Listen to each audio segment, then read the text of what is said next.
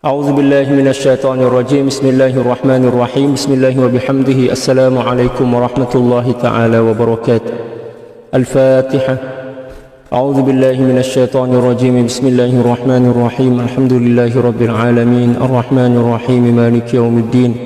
إياك نعبد وإياك نستعين. اهدنا الصراط المستقيم صراط الذين أنعمت عليهم غير المغضوب عليهم ولا الضالين. آمين.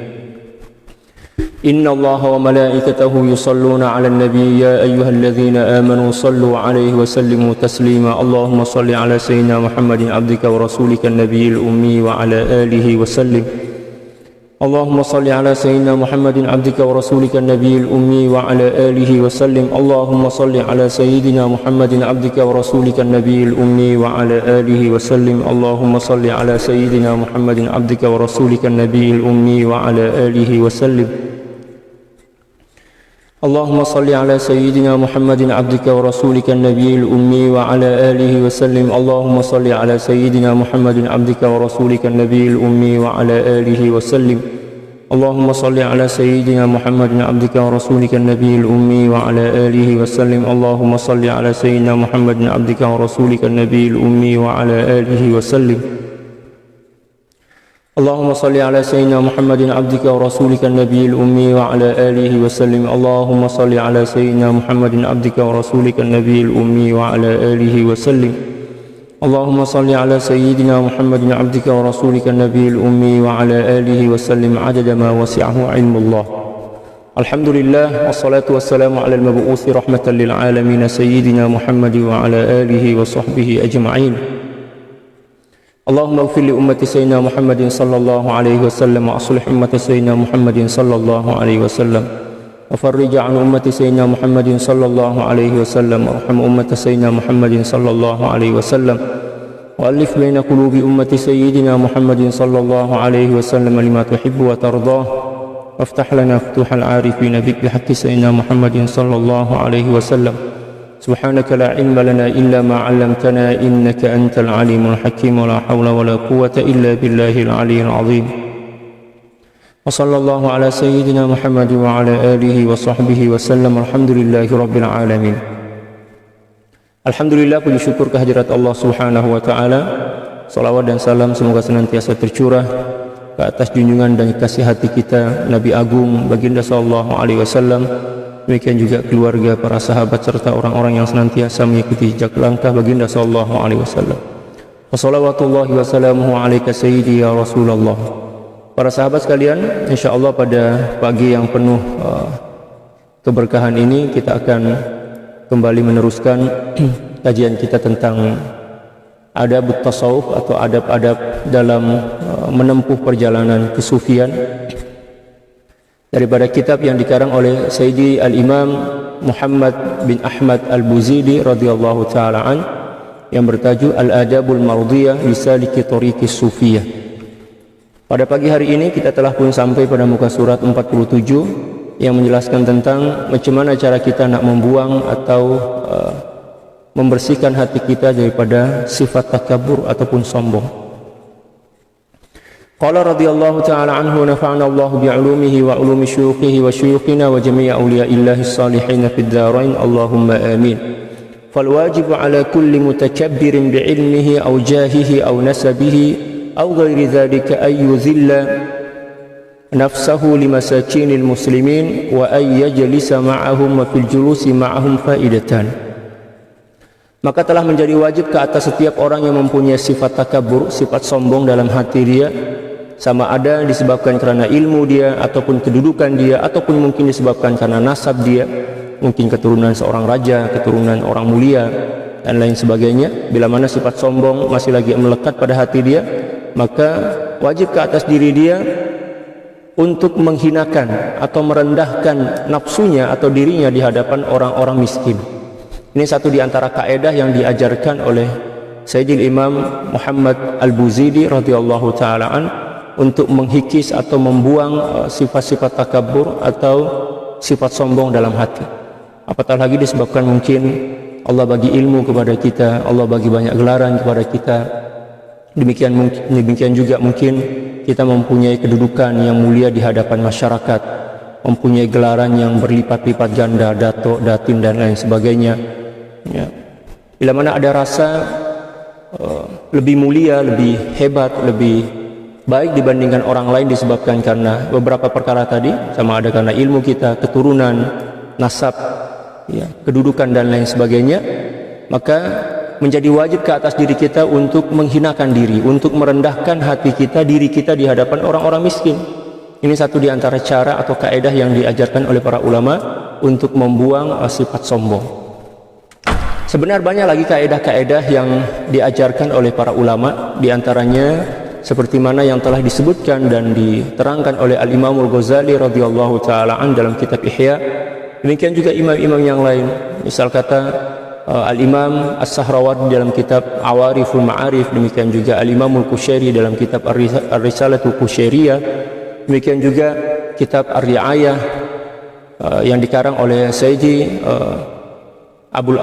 Sayyidi Al-Muhasibi dan lain sebagainya. Di antaranya adalah mencium tangan setiap orang yang kita jumpai, lelaki dan lelaki, perempuan dan perempuan.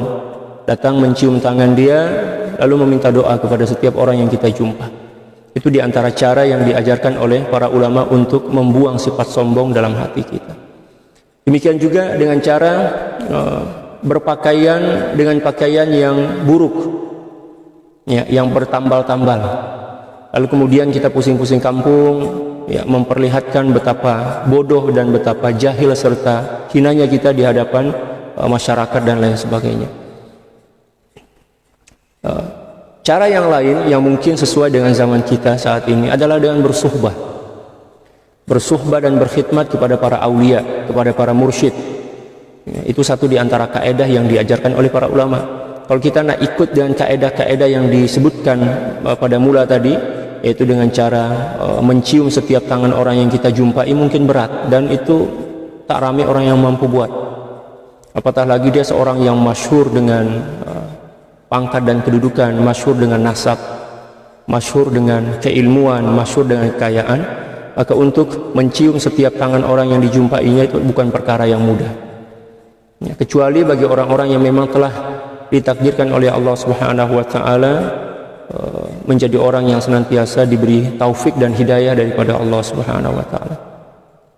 Demikian juga cara yang kedua, yaitu dengan menghinakan diri di hadapan masyarakat dengan menggunakan pakaian-pakaian yang koyak, pakaian-pakaian yang lusuh. Demikian juga menggantung, kalau istilah kami, menggantung panci atau belanga di leher sambil pusing-pusing kampung, ya, saja pusing kampung, ya, untuk menghinakan nafsu dia, untuk merendahkan diri dia di hadapan orang ramai.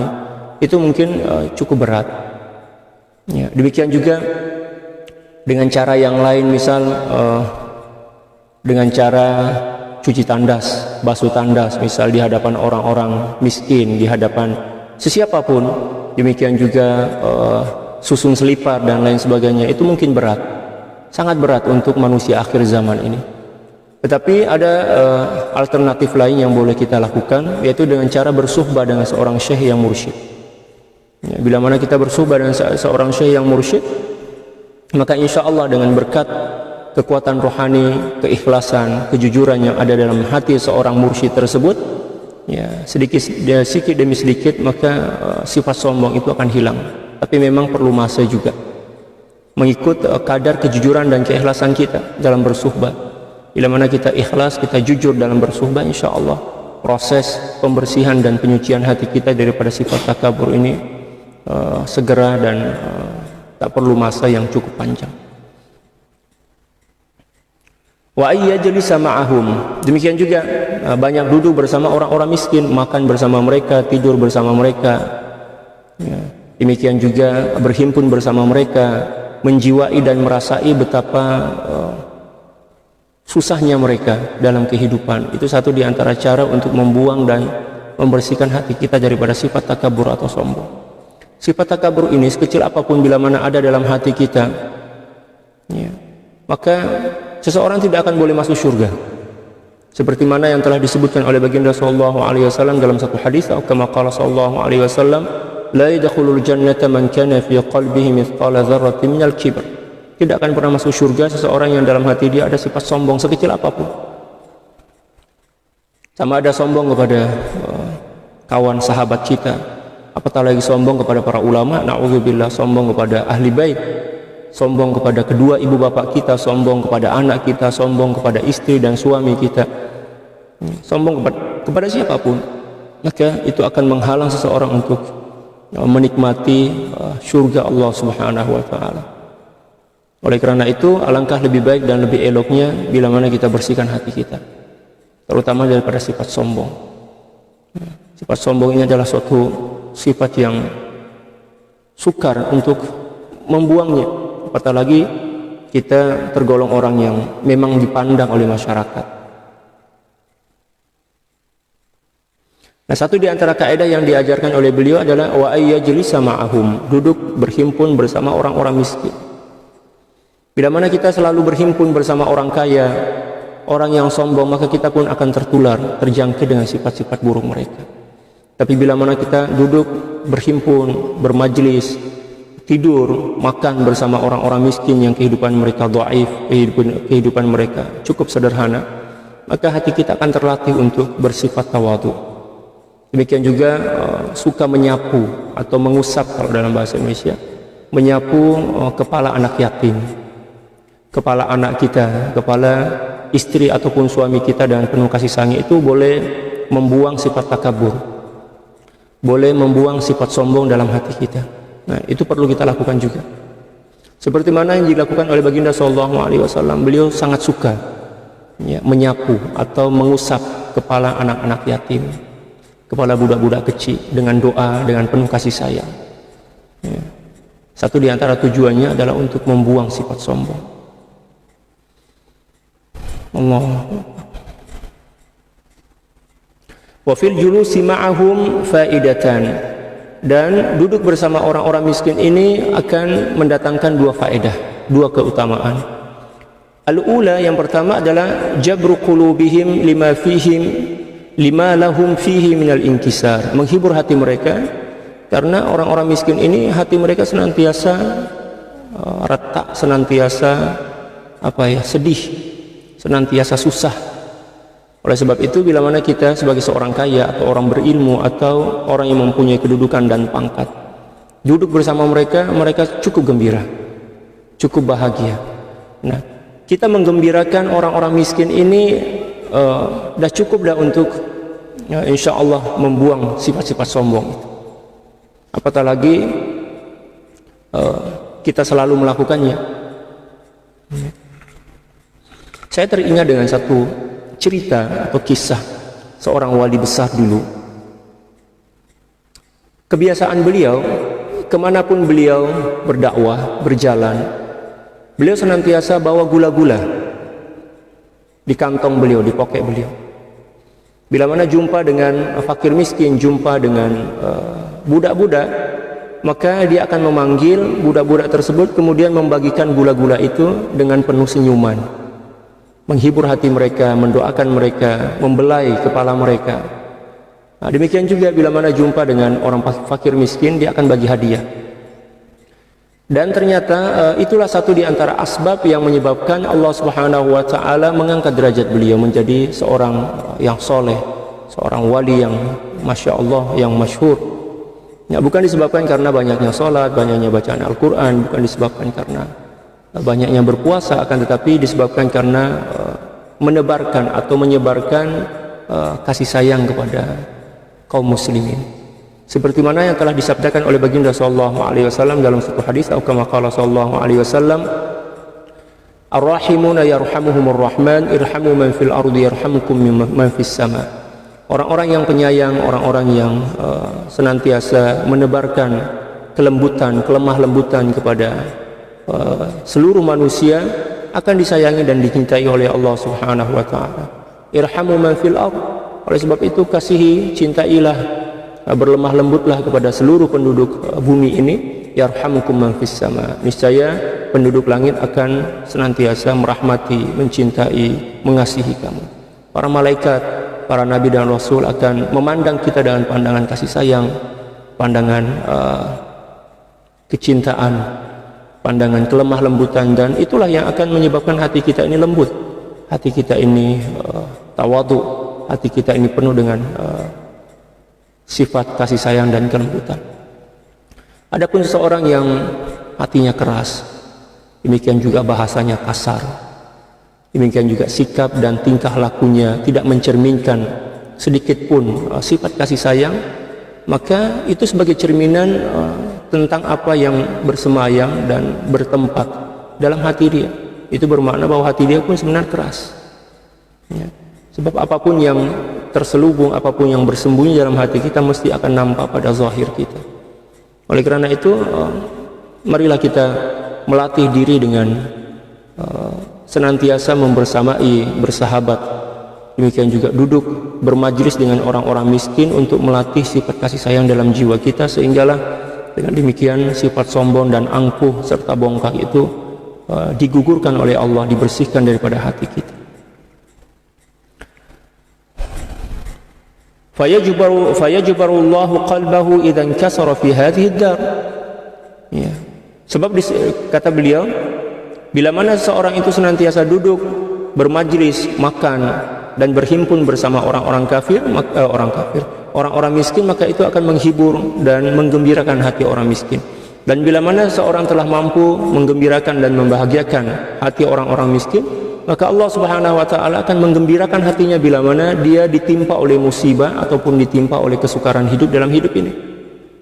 Nah, kalau sekiranya kita ditimpa musibah lalu kemudian hati kita tak mampu untuk segera kembali kepada Allah, untuk memahami hikmah di sebalik musibah itu, mungkin satu di antara sebab dia adalah kita tak pernah berkasih sayang dan berlemah lembut kepada orang-orang susah, fakir miskin, anak-anak yatim.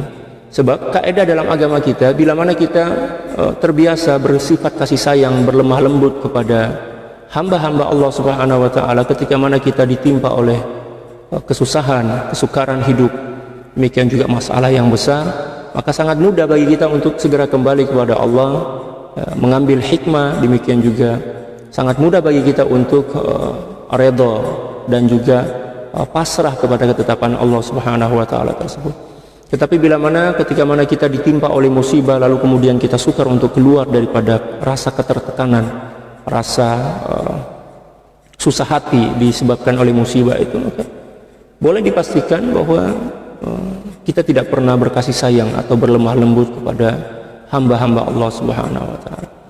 Karena memang dalam kaidah agama, apapun yang dilakukan oleh Allah Subhanahu wa taala ke atas diri kita mengikut apa yang kita lakukan kepada hamba-hambanya. Ya kan? Dalam satu hadis, kama qala sallallahu alaihi wasallam, baginda sallallahu alaihi wasallam bersabda, kama tadinu tudan, seperti mana engkau berbuat baik atau berbuat kepada hamba-hamba Allah Subhanahu wa taala, maka dengan demikian juga Allah Subhanahu wa taala akan melakukan sesuatu ke atas diri kamu. Bila mana kita terbiasa berkasih sayang, berlemah lembut kepada seorang, maka Allah Subhanahu wa taala juga akan senantiasa berlemah lembut dan berkasih sayang ke atas diri kita. Demikian juga kebalikannya. Dalam Al-Quran juga Allah Subhanahu wa taala telah berfirman, in ahsantum ahsantum li anfusikum wa in asatum falaha. Bila mana kamu berbuat baik kepada orang lain, maka hakikatnya engkau sedang berbuat baik kepada dirimu sendiri. Dan bila mana kamu berbuat jahat kepada orang lain, hakikatnya kamu sedang mendatangkan atau mengundang atau menjemput kejahatan dan kesukaran hidup dalam dirimu sendiri. Na'udzubillah tsumma na'udzubillahi min dzalik. As-saniyatu, adapun faedah yang kedua yang disebabkan karena kita senantiasa duduk bersama orang-orang miskin, ya makan, demikian juga berhimpun bersama mereka, adalah yuhsyaru ma'ahum yaumal qiyamah, akan dibangkitkan bersama mereka di hari kiamat nanti. Dan baginda sallallahu alaihi wasallam banyak meminta kepada Allah, berdoa kepada Allah Subhanahu wa taala agar dibangkitkan bersama orang-orang miskin. Wahsyurna ma'ahum, dalam hadis macam itu. Mengapa baginda sallallahu alaihi wasallam memohon kepada Allah agar dihimpunkan, dibangkitkan dan dihimpun bersama orang-orang miskin? Itu sebagai tanda betapa mulia sifat kasih sayang yang dimiliki oleh baginda sallallahu alaihi wasallam. Di saat orang-orang miskin ini ditepikan oleh masyarakat, dihina, direndahkan, tidak dihargai, tidak dipedulikan, maka baginda sallallahu alaihi wasallam tampil ke depan sebagai pelopor sifat kasih sayang, menghimpun mereka, bagi makan kepada mereka, bagi kasih sayang, bagi perhatian. Ya, itu yang satu di antara asbab mengapa baginda sallallahu alaihi wasallam berdoa agar dihimpun bersama orang-orang miskin. Yang kedua, sebenarnya doa ini merupakan sindiran kepada orang-orang yang hatinya keras. Seolah-olah baginda sallallahu alaihi wasallam melalui doa ini mengatakan, baginda sallallahu alaihi wasallam mengatakan kepada orang-orang yang hatinya keras, hatinya yang penuh dengan sifat jahat, tidak mempedulikan, tidak peduli kepada fakir miskin, orang-orang susah. Seolah-olah baginda sallallahu alaihi wasallam mengatakan, wahai orang-orang yang sombong, ya, hancurlah kalian dan kesombongan kalian. Kalian tidak akan pernah menikmati kebahagiaan dan ketentraman jiwa kecuali bila mana kalian telah membersamai orang-orang miskin di dunia ini, dan kemudian kalian akan dibangkitkan bersama orang-orang miskin di akhirat nanti. Ya. Orang yang bersahabat dan orang susah, orang miskin, hati dia lembut, mesti hati dia lembut. Adapun seorang yang terbiasa bersahabat dengan orang yang suka hura-hura, suka dengan kemewahan dunia, suka dengan kehidupan yang glamour dan lain sebagainya, maka hati dia akan dikeraskan oleh rasa cinta dan kebiasaan buruk tersebut. Na'udzubillah tsumma na'udzubillahi min dzalik. Wa man husyira ma'ahum kana fi hadratillahi wa rasulihi fi maq'adi sidq. Dan sesiapa orang yang dihimpun, dibangkitkan bersama orang-orang miskin di akhirat nanti disebabkan karena di dunia ini dia bersifat kasih sayang, menyantuni dan juga berbelas kasih kepada mereka, maka di akhirat nanti Allah Subhanahu wa taala akan membangkitkan mereka di hadratullah. Hadratullah maknanya dalam perhimpunan orang-orang mulia, ya, di tempat yang khas, yang setakat Allah bagi dan Allah himpun ke tempat itu, di kalangan orang-orang mulia dan para kekasih-kekasihnya. Wa rasulihi fi maq'adi sidq. Demikian juga dihimpun bersama baginda sallallahu alaihi wasallam di tempat yang khas bagi orang-orang yang mempunyai sifat-sifat jujur. Seolah-olah ayat ini menjelaskan kepada kita bahwa satu di antara tanda yang seorang itu jujur dalam mencintai Allah Subhanahu wa taala dan Rasulullah sallallahu alaihi wasallam adalah mencintai orang-orang miskin. Sehinggalah dia layak untuk dihimpun bersama orang-orang yang berada fi maq'adi sidqin inda malikin, ya, dalam Al-Quran seperti itu. Dihimpun bersama orang-orang mulia yang mempunyai kesempurnaan sifat sidq kepada Allah Subhanahu wa taala dari golongan para aulia. Qala Allah taala innal muttaqina fi jannati wa nahar. Allah Subhanahu wa taala berfirman, sesungguhnya orang-orang yang bertakwa, ya, akan senantiasa Allah Subhanahu wa taala akan memasukkan mereka ke dalam surga. Demikian juga, ya, di dalam surga yang di dalamnya banyak mengalir sungai-sungai. Yang dimaksud dengan sungai di sini bukan sungai setakat sungai minuman daripada susu. Demikian juga minuman-minuman yang yang sedap, ya, yang segar. Tetapi dari pandangan ulama tasawuf, yang dimaksud dengan nahar di sini bukan setakat aliran sungai minuman, tetapi yang dimaksud di sini adalah aliran kerohanian, ma'rifah, ya, ma'rifah. Orang yang senantiasa bersama orang-orang miskin dan senantiasa bertakwa kepada Allah Subhanahu wa taala, maka akan mengalir dalam jiwa mereka sungai-sungai Allah, sungai-sungai ilmu Allah, sungai-sungai ma'rifah, sungai-sungai cinta, kerinduan. Demikian juga futuhat, nafahat, mauhibat dan lain sebagainya. Oleh sebab itu kita banyak berjumpa dengan para aulia yang walaupun kehidupan mereka sederhana, tetapi disebabkan karena mereka rapat dan dekat dengan fakir miskin, senantiasa memberikan perhatian dan mengambil berat tentang kehidupan mereka, maka ilmu mereka tidak kering. Sebab memang Allah Subhanahu wa taala bagi ke hati mereka itu sungai-sungai yang dijadikan sebagai tempat mengalirnya ilmu-ilmu dan ma'rifah daripada Allah Subhanahu wa taala. Wal muradu bil muttaqina huna, dan yang dimaksud dengan orang-orang yang bertakwa dalam ayat ini ialah alladzina taqaw fi wasfihi, yaitu orang-orang yang takut kepada Allah Subhanahu wa taala, ya, dalam sifat kemuliaannya. Wa hadhihi taqwa al-qulub, dan yang dimaksud dengan takwa dalam ayat ini adalah takwa hati, ketakwaan hati. Ya. Qala subhanahu wa ta'ala, Allah subhanahu wa ta'ala berfirman, wa may yu'azzim sya'airallahi fa innaha min taqwal qulub. Sesiapa orang yang memuliakan, mengagungkan syiar-syiar Allah subhanahu wa ta'ala, maka sungguhnya tidaklah pengagungan terhadap syiar-syiar Allah subhanahu wa ta'ala tersebut kecuali mesti bersumber dari berasal daripada hati-hati yang bertakwa. Wasya'air, dan yang dimaksud dengan syair-syair atau syiar-syiar dalam ayat ini adalah hiya awsaful haq, yaitu sifat-sifat Allah. Faman ittaqa awsafallahi faqad 'azzamah, dan siapa orang yang takut, mengagungkan dan memuliakan sifat-sifat Allah Subhanahu wa taala, itu bermakna dia sedang mengagungkan Allah Subhanahu wa taala. Wa rasulahu wa awliya'ahu, demikian juga mengagungkan baginda sallallahu alaihi wasallam dan wali-wali Allah. Wa qala azza min qail, dan Allah Subhanahu wa taala berfirman, wa yuhadzirukumullahu nafsa ay wasfa, dan Allah Subhanahu wa taala mengingatkan kalian untuk senantiasa takut dan mengagungkan serta memuliakan sifat-sifat Allah Subhanahu wa taala. Dan satu di antara syiar Allah Subhanahu wa taala adalah memuliakan dan menghormati fakir miskin.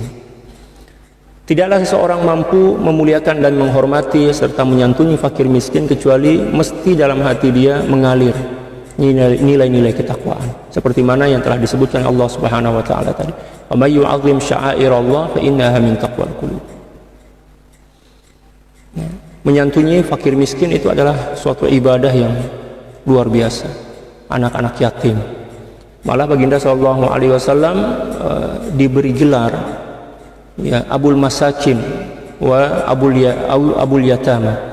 Baginda sallallahu alaihi wasallam mempunyai gelar bapak kepada anak-anak yatim dan fakir miskin. Kalau zaman kita sekarang ada orang yang bergelar Abul Yatama misal, atau Abul Masakin, mungkin merasa malu lah kan, ayah kepada fakir miskin, orang-orang fakir miskin dan anak-anak yatim. Mungkin muka kita macam kena tampar. Adapun zaman dahulu, gelaran-gelaran macam itu adalah gelaran yang setakat disematkan kepada orang-orang mulia, orang-orang yang memang mempunyai akhlak dan budi pekerti yang mulia dan agung, seperti mana yang telah dicontohkan oleh baginda sallallahu alaihi wasallam. Dan setiap para ulama zaman dahulu dan para aulia mesti mereka menjaga ataupun membiayai fakir miskin dan anak-anak yatim. Ya, seperti mana guru kepada guru kami di Lombok dulu, masa saya belajar, beliau mempunyai pondok yang masya Allah luar biasa. Pelajar dia dekat 15.000 pelajar satu kampung. Nah, di dalam kompleks atau dalam persekitaran pondok itu beliau membina satu asrama khas untuk fakir miskin dan anak-anak yatim. Beliau jaga fakir miskin dan anak-anak yatim itu lebih daripada 200 orang. Ya, biaya makan, minum dan keperluan-keperluan lainnya beliau yang menanggungnya, beliaulah yang membayar. Ya, subhanallah. Dan ini adalah satu di antara akhlak mulia yang diwariskan oleh baginda sallallahu alaihi wasallam yang perlu kita contoh. Bila mana kita mampu, bagilah, santunilah anak yatim sekedar sesuai dengan kemampuan kita. Ya, mungkin sebulan sekali kalau kita mampu bagi santunan berupa duit, kita bagilah duit. Ya, tak mampu bagilah makanan, nasi bungkus atau apapun yang kita mampu. Kalau kita tak mampu juga, datanglah berkunjung, membelai, ya, membelai kepala mereka ataupun menyapu kepala mereka, mendoakan mereka dan minta doa kepada mereka. Mintalah doa kepada mereka. Sebab doa fakir miskin, anak-anak yatim ini diijabah oleh Allah Subhanahu wa taala. Tidak terhijab daripada pengkabulan. Adapun kita yang penuh dosa, penuh kesilapan, penuh kekurangan dan kelemahan ini, Allah, kita tak boleh terlalu bukan tak boleh sebenarnya, tapi kita terkadang-kadang keyakinan kita kurang terhadap doa kita sendiri, sebab kita sadar yang kita ini penuh dosa. Nah, bila mana kita sadar yang kita ini penuh dosa dan kita kurang yakin, kurang percaya kepada doa kita sendiri, maka datanglah kepada anak yatim, fakir miskin, meminta doa kepada mereka. Tapi sebelum minta doa, hiburlah hati mereka dulu. Ya, santuni mereka. Jangan pula setakat datang minta doa tanpa kita menghibur hati mereka terlebih dahulu. Ya. Tapi bila mana kita datang menghibur hati mereka walaupun kita tidak meminta doa kepada mereka, Allah yang terus memandang kita dengan pandangan kasih sayang sebab kelemah lembutan kita kepada mereka. Faman arada Allah bihi khairan askanahu wasfal ubudiyyati min adh-dhulli wal faqri wad dha'fi wal 'ajzi wat tawadhu'i wal inkisar wa ghairi dzalika zahiran wa batinan wa hina idzin yatawalla Allahu lahu amra.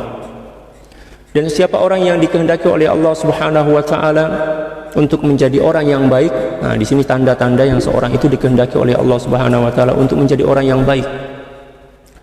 Ya. Apa tanda dia? Askanahu wasfal ubudiyyati, maka Allah Subhanahu wa taala akan meletakkan sifat-sifat kehambaan dalam diri dia. Satu di antara sifat kehambaan itu adalah zul. Zul maknanya merasa diri hina di hadapan Allah. Ya, tidak sombong, tidak takabur, merasa diri hina di hadapan Allah. Bila mana hati kita dah merasa hina di hadapan Allah, merasa lemah, ya, merasa dhaif, merasa tidak berharga dan tidak bernilai, itu tanda bahwa Allah Subhanahu wa taala ingin menjadikan kita, mengangkat kita, ya, sebagai orang-orang istimewa di sisinya. Maka kita kena bersyukur. Yang kedua, wal faqr. Ya, bila mana Allah Subhanahu wa taala hidupkan kita dalam keadaan fakir, maka itu tanda bahwa Allah Subhanahu wa taala ingin memilih kita menjadi orang-orang yang baik, orang-orang yang istimewa, orang-orang yang mulia. Wadha'fi, ya, demikian juga merasa diri lemah di hadapan Allah. Sehebat apapun kita, semakin banyak ibadah yang telah mampu kita lakukan, sepatutnya kita kena semakin merasa lemah di hadapan Allah. Sebab kekuatan yang kita gunakan untuk beribadah itu pada hakikatnya bukan kekuatan kita, itu adalah pinjaman daripada Allah. Allah yang bagi kekuatan itu pada diri kita. Oleh sebab itu tak patut dan tak layak kita merasa sombong di hadapan Allah Subhanahu wa taala setelah kita melakukan ibadah. Sebab ibadah itu merupakan rezeki daripada Allah, Allah yang bagi taufik dan hidayah kepada kita untuk melakukannya.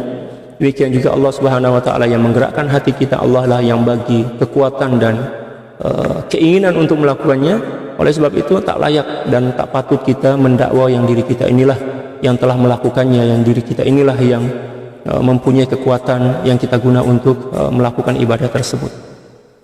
Wal ajzi, demikian juga merasa diri ajiz sama dengan dha'af. Kalau dha'af itu berkenaan dengan fikiran dan hati. Adapun ajiz ini berkenaan dengan kelemahan pada tubuh badan. Wat tawadhu'i, demikian juga sifat tawadhu, ya, bersifat tawadhu kepada siapapun. Dan setiap orang yang mempunyai sifat tawadhu itu tanda bahwa Allah Subhanahu wa taala telah mengangkat derajat dia. Ya, seperti mana yang telah disabdakan oleh baginda sallallahu alaihi wasallam, man tawadhu'a lillahi rafa'ahu Allah. Siapa orang yang bersifat tawadhu karena Allah kepada makhluk-makhluknya, maka sungguh Allah Subhanahu wa taala telah mengangkat derajatnya. Sifat tawadhu ini yang kita perlukan di akhir zaman ini, di mana manusia telah diliputi dan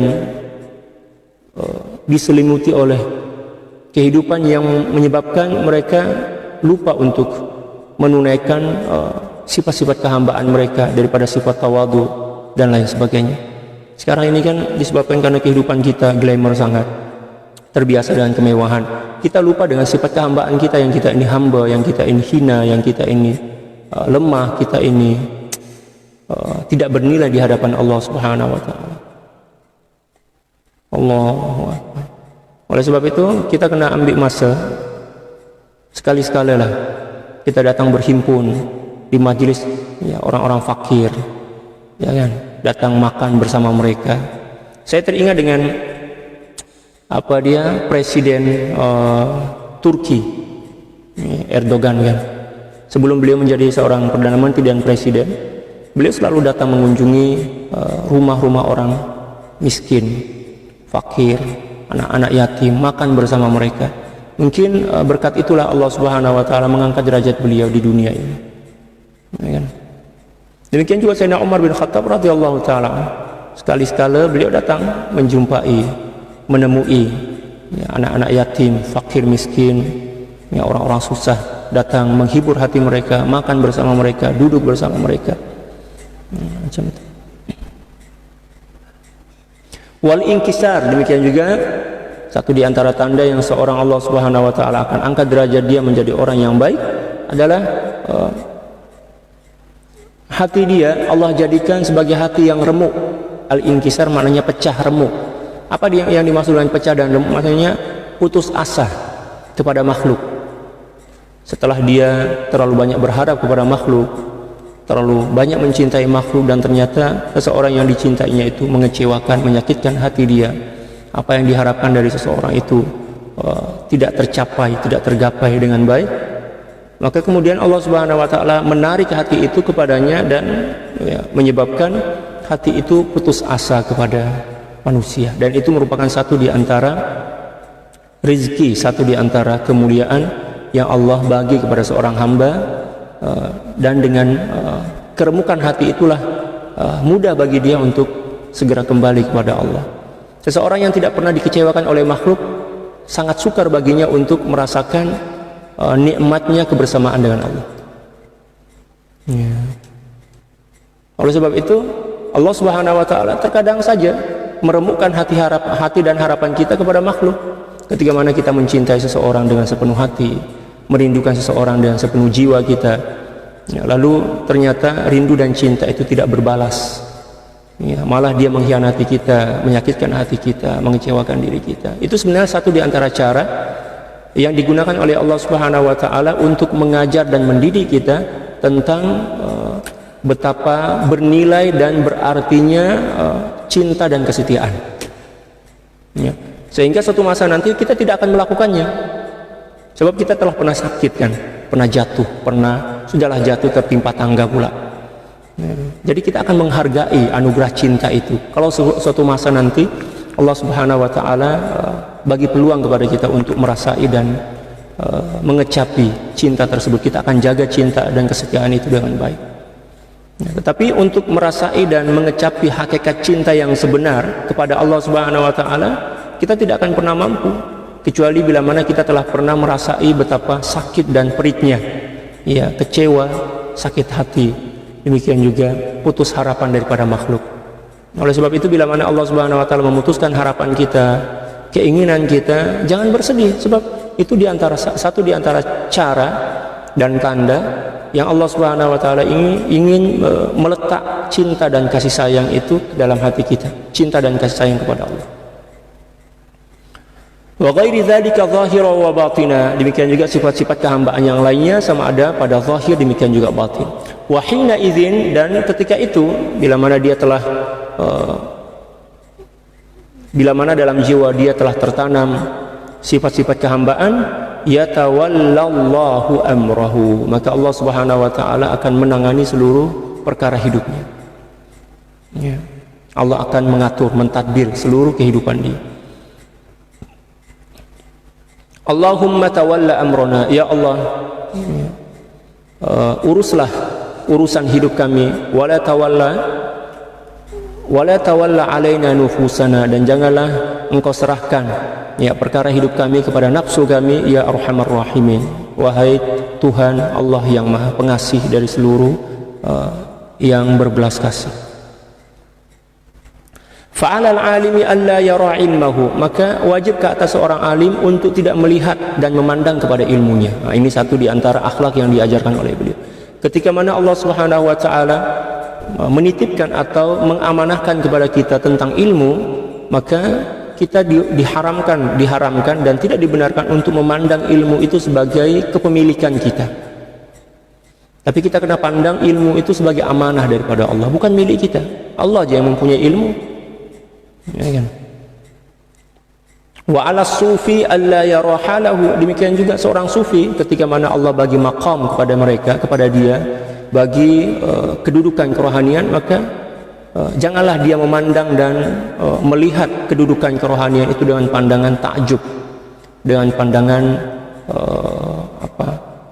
imbihar atau pandangan terkesima dan terpesona, lalu kemudian mendakwa yang dia ini adalah orang yang paling mulia, orang yang paling tinggi maqam dan kedudukannya. Na'udzubillah.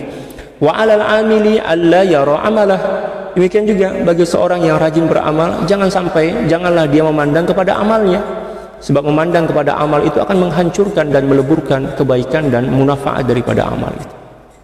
Wa kullu man ra'a 'amalahu wa 'ilmahu aw halahu fa huwa sahibu kibrin wa 'ujub. Allahu akbar. Dan sesiapapun yang melihat ilmu, amal dan maqam dia, itu tanda bahwa dia masih lagi mempunyai sifat sombong dan sifat ujub, bangga dalam diri. Oh, ini memang berat nih. Ini memang sangat cukup berat. Kita beramal lalu kita nampak amal kita. Maknanya kita rasa yang kita ini telah beramal, itu maksud dia. Itu tanda bahwa kita mempunyai sifat sombong dan ujub dalam hati kita. Na'udzubillah. Wa sababul ujub, dan asbab sifat ujub itu adalah ru'yatul ilmi wal amal, memandang dan melihat kepada ilmu dan amal. Allah, beratnya. Ya. Daripada ayat inilah kita paham betapa mulia dan betapa hebatnya para aulia. Ya, yang banyak beramal, ilmu mereka tinggi. Tetapi sedikit pun mereka tidak memandang dan melihat kepada ilmu dan amal itu. Malah semakin tinggi dan semakin bertambah amal mereka, mereka semakin merasa diri tidak memiliki apapun juga, hatta tidak memiliki diri mereka sendiri. Itu kesempurnaan tauhid yang sebenar.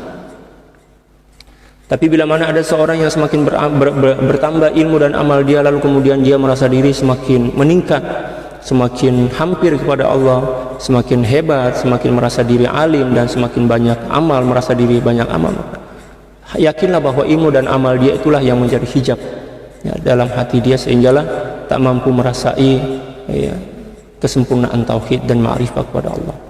Fal 'asi la yaqa'u fihi 'ujubun abada. Adapun orang yang bermaksiat, maka tidak akan ada sifat ujub dalam hati dia. Nah, daripada ayat inilah para ulama mengatakan terkadang-kadang Allah Subhanahu wa taala memaksa kita untuk melakukan maksiat tujuannya untuk membuang sifat ujub. Ya kan? Terkadang ada orang yang mula-mula Allah Subhanahu wa taala bagi peluang kepada dia, ke atas diri dia untuk banyak beramal, membaca Al-Qur'an dan lain sebagainya. Lalu kemudian ada rasa puas hati dalam hati dia. Oh, alhamdulillah, bacaan Quran saya 5 juzuk hari ini. Alhamdulillah, sholat tahajud saya 8 rakaat malam ini. Dia mulai berkira, dan itu dikira sebagai perosak atau virus yang akan menghancurkan amal ibadah. Lalu kemudian Allah Subhanahu wa taala takdirkan dia untuk melakukan maksiat. Tujuannya agar sifat sombong dan ujub terhadap amal itu hilang. Sebab orang yang bermaksiat ini, dia tidak akan ujub. Apa yang dia nak ujubkan? Maksiat. Tak akan ada orang yang ujub dengan maksiat dia. Kalau ada orang yang ujub dan maksiat dia itu dah orang gila lah itu. Dia merasa bangga kan, saya dulu pernah pukul, pernah tempeleng, sama tak tempeleng, pernah tumbuk orang tuh. Itulah muka dia macam apa? Kalau dalam bahasa Indonesia gepeng, kalau di sini apa jangan lupa. Kemek, muka dia kemek sebab saya yang pukul dulu. Dia merasa bangga kan, dia cerita pula, ambil gambar letak ke Facebook. Na'udzubillah, itu bukan manusia dah tuh. Yaitu iblis dah. Tadi panggil manusia dah itu. Orang yang bangga dan ujub dengan maksiat itu bukan manusia dah itu iblis dah. Ya, kalau seseorang masih lagi beriman, masih ada cahaya Islam dalam hati dia, takkanlah dia merasa ujub dengan maksiat. Tapi terkadang-kadang ada juga orang yang macam itu, bangga dengan maksiat dia. Na'udzubillah. Ya, biasalah dulu kan, masa-masa budak kecil, kita di kampung, kita orang punya geng-geng macam itu. Tengok jiran kita ada mangga, kita pula tak ada pohon mangga. Panggil kawan-kawannya dia, tengok tuan rumah bila mana dia pergi sawah, pergi ladang, jom kita pergi menyerbu, mencuri. Dulu-dulu lah, budak-budak kecil lagi. Kalau itu insya Allah tak dikira sebagai dosa, sebab kita tak faham lagi tentang hukum agama. Tapi kalau ada orang yang melakukan maksiat lalu dia bangga, dia kenang, dia ceritakan kepada orang lain dengan sifat bangga, na'udzubillah, itu tanda bahwa Allahu Akbar, itu dosa besar. Wa ru'yatul ilmi wal amal. Demikian juga yang menyebabkan seorang ujub itu adalah senantiasa memandang kepada ilmu dan amal. Oleh sebab itu jangan pandang kepada kemuliaan dan keutamaannya Allah bagi kepada kita, sama ada dalam bentuk ilmu, amal, demikian juga kedudukan. Bi khilafit ta'i, ya, berbeza dengan orang yang senantiasa taat kepada Allah, dia akan senantiasa ada peluang baginya untuk ujub. Nah, nampak tak pada masa-masa tertentu, mula-mula kita rajin sholat tahajud kan, ya, kita mungkin selalunya bangun pukul 2, pukul 3. Tiba aja malam tuh Allah Subhanahu wa taala tak kejut kita. Kita bangun pukul 7 pagi, walaupun kita dah set dah handphone kita, nak kejutkan kita kan, tapi kita tadi kejutkan oleh Allah Subhanahu wa taala sehingga terlewatlah salat subuh. Nah, satu di antara asbab mengapa Allah Subhanahu wa taala buat macam itu, tujuannya adalah untuk menyelamatkan hati kita dari sifat ujub, untuk menegur kita. Sehingga kita ketika mana kita terlewat bangun lewat, kita akan merasa, oh, ruginya saya malam hari ini. Di situ kita akan paham, oh, kita ini hidup diatur oleh Allah. Allah yang mentadbir diri kita, Allah yang mengatur hidup kita. Kita bangun sholat tahajud itu adalah rezeki daripada Allah yang wajib kita syukuri, bukan kita bangga-banggakan. Ya. Allah Subhanahu wa taala berfirman, wa in ta'dil kulla 'adlin la yu'khadh minha. Dan bila mana dia nafsu memberikan tebusan kepada keburukan yang dilakukannya, maka tebusan itu tidak akan diterima oleh Allah Subhanahu wa taala selagi nafsu itu tidak ditarbiyah, dididik dengan kerendahan hati dan sifat tawadhu. La yu'khadhu minha al-amanu min al-ujub. La yu'khadhu minha al-amanu min al-ujub. Nafsu yang senantiasa terbelenggu oleh pandangan dia kepada ilmu, amal dan kedudukan dia di sisi Allah Subhanahu wa taala, maka dia tidak akan aman, tidak akan selamat daripada sifat ujub. Oleh karena itu ramai di antara para ulama, para aulia yang berdoa setelah mereka melakukan ibadah, ya Allah, jangan engkau memperlihatkan ilmu dan amal saya kepadaku ya Allah, sebab itu boleh menjadi hijab. Wala ya'manu minha illa man salaka ala yadi syaikhin 'arifin nasih. Dan tidaklah seorang selamat daripada tipu daya nafsu dan keburukan-keburukannya kecuali seseorang yang melalui perjalanan kerohanian di bawah bimbingan dan pentarbiahan seorang syekh yang arif dan senantiasa tidak bosan-bosan memberikan nasihat. Oleh sebab itu kita jumpai seorang mursyid ini nampak macam cerewet kan, cerewet sangat kepada diri kita. Itu sebab memang tugas dia macam itulah, tugas beliau macam itu. Nasih maknanya orang yang tak bosan dan tak jenuh-jenuh bagi nasihat kepada murid-murid dia. Itu yang dipanggil dia nasih. Kita pula yang terkadang bosan mendengar nasihat kan. Allah, syekh hari itu dah cakap macam ni, kenapa pula hari ini cakap pula macam itu? Kita merasa bosan. Tidaklah seorang syekh itu mengulang-ulang suatu nasihat kecuali disebabkan karena kita degil, tak dengar nasihat itu. Manakala nasihat itu disampaikan dengan tujuan agar kita amalkan. Ya kan? Allahu Akbar. Yudhiru lahu ilalahu al-khafiyata wal jaliyah. Yang mana seorang syekh mursyid ini akan memperlihatkan atau menzahirkan kepadanya, kepada seorang murid, tentang apa ilalahu al-khafiyata wal jaliyah. Penyakit-penyakit hati dia yang tersembunyi dan juga yang nampak. Itu tugas seorang syekh. Oleh sebab itu, selalunya bila mana kita bersemuka dengan syekh, kita bersubah dengan syekh, akan nampak keaiban-keaiban kita, kelemahan-kelemahan kita. Itu tanda bahwa syekh itu adalah syekh yang berkat. Syekh itu telah menunaikan kewajiban dia dengan baik. Tapi bila mana kita jumpa dengan seorang syekh, lalu kemudian yang nampak adalah kemuliaan kita, ya sifat ego kita semakin nampak, maksudnya kita rasa diri semakin mulia, kita rasa diri semakin hebat, oh, maknanya suhbah kita ada masalah. Sama ada mungkin kita tak jujur, ataupun tidak ikhlas bersuhbah, ataupun mungkin guru kita tak cukup syarat sebagai seorang mursyid. Sebab satu di antara tanda yang seorang ini, kata para ulama, cukup syarat sebagai seorang mursyid, ialah bila mana murid-murid yang bersuhbah dan berkhidmat kepada dia akan semakin nampak tentang kekurangan mereka masing-masing. Ya, kita bersuhbah dengan syekh, berkhidmat kepada syekh, semakin nampak yang kita ini cepat marah, yang kita ini cepat tergores hati, yang kita ini suka berburuk sangka, yang kita ini suka mengumpat dan lain sebagainya. Kita rasa macam itu di hadapan syekh. Itu tanda bahwa basirah syekh sedang mengajarkan kepada kita, sedang bagi tahu kepada kita tentang kelemahan dan kekurangan-kekurangan kita. Thumma yughayyibuhu Thumma yughayyibuhu anha wa an ilaliha fafham. Kemudian dia akan menyirnakan, menggaibkan, maknanya memfanakan seorang hamba itu, daripada seorang murid itu, daripada sifat-sifat buruknya, daripada dirinya, daripada nafsu dan sifat-sifat buruknya. Jadi seorang mursyid yang sebenar itu mula-mula akan menzahirkan, mengajarkan dan bagi tahu kepada murid-muridnya tentang keburukan-keburukan yang ada pada di murid tersebut. Kemudian guru atau mursyid tersebut membawa hati seorang murid yang bersuhbah dan berkhidmah dengan ikhlas dan jujur itu kepada Allah Subhanahu wa taala, ya, sampailah kepada maqamul fana, sehingga akan hancur dan leburlah seluruh kekuatan nafsu dan sifat-sifat buruknya. Wallahu a'lam bishawab. Subhanaka la ilma lana illa ma 'allamtana innaka antal alimul hakim wa la haula wa la quwwata illa billahil aliyil azim. Pengajian pagi hari ini cukup sekian, semoga berkat. Allahumma amin. Innallaha wa malaikatahu yusalluna 'alan nabi ya ayyuhalladzina amanu sallu 'alaihi wa sallimu taslima. Allahumma shalli 'ala sayyidina Muhammadin 'abdika wa rasulika nabiyil ummi wa 'ala alihi wa sallim.